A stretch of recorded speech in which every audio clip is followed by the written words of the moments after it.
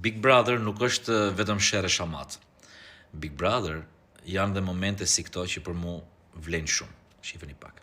Jam taku me ty në ca pika të zemrës që nuk ma merrte mendja që takohesh këtu brenda. Edhe thash, më ke sjellë buzëqeshje këtu, i ke sjellë energji i shtëpisë, më ke leju me shpalosa të tjera të vetes që ne këtu për këtë rafut, me tregu jashtë, ç'a mundem të bëj?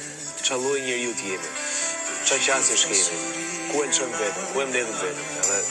Edhe ti për mua ka. Ja, ky është një moment fantastik, domethënë kur Stenaldo po flet me Luizin dhe po i bën një bisedë tepër të sinqertë, tepër të thjeshtë dhe shumë njerëzore. Se gjërat e thjeshta janë të vështira, po janë të bukura, janë njerëzore. Tani Luizi e ka bërë me qëllim këtë që Stenaldo të ndihet mirë dhe ka bërë jashtëzakonisht shumë mirë për këtë gjë.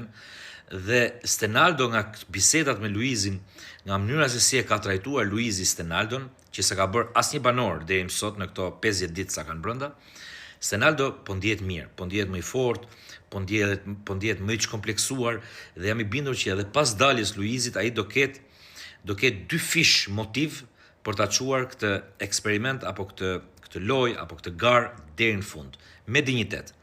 Dhe më vjen shumë mirë për Stenaldon për këtë gjë, sepse e kam thënë që në fillim që Stenaldo vërtet e ka një problem.